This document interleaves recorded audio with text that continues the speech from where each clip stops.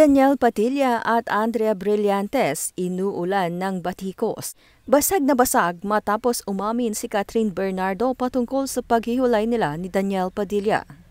Hanggang ngayon ay hindi pa rin nakaka-move on ang ilang fans ng Katniel, lalo na ang fans ni Catherine Bernardo. Bugbog sarado nga sina Daniel at Andrea. Sa mga negatibong komento ng mga netizens online, tila sila talaga ang napuruhan sa pag-aming ginawa ni Catherine nito lamang November 30. Nahiwalay na nga sila ng kanyang longtime boyfriend at ka-love team na si Daniel Padilla.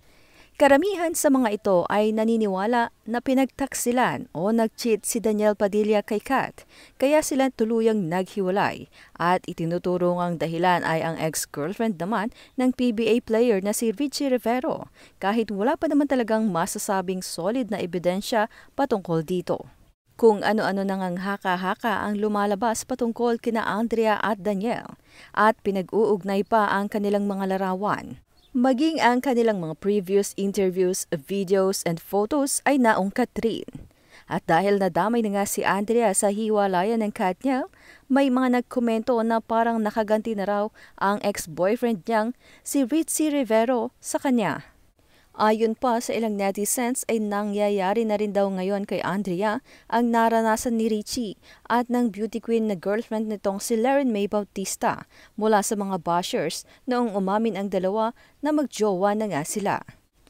Para umanong nagbumirang kay Andrea ang mga patutsada niya noon kay Richie at Laren May dahil sa mga pambabasag at mga negatibong komento sa kanya ngayon ng mga fans ni Daniel at Catherine dahil siya nga ang itinuturong third party.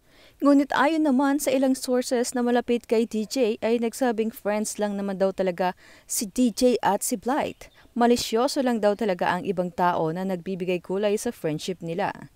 Kasunod naman ito ay hinamon ng mga fans ni Andrea si Daniel na ipagtanggol ang young actress kung talagang wala itong kinalaman sa breakup nila ni Kat. Kawawa naman daw kasi si Andrea na binabatikas ngayon ng bonggang-bongga.